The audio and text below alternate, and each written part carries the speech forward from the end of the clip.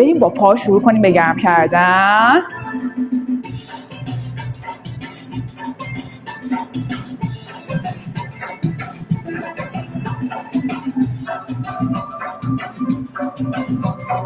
پا بره پشت.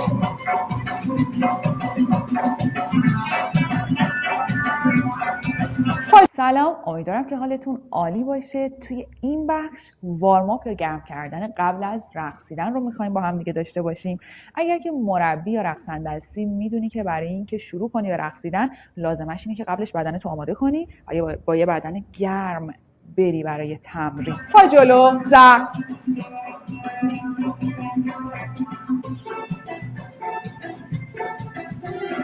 برگردم عقب.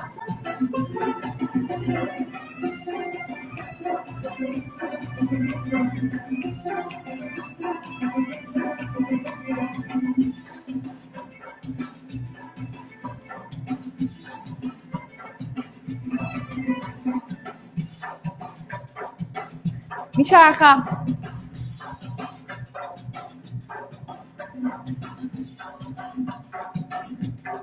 پا بغل، باز بسته. بزنیم تا آهنگمون دوباره شروع شه. بغل، باز بسته، باز بسته.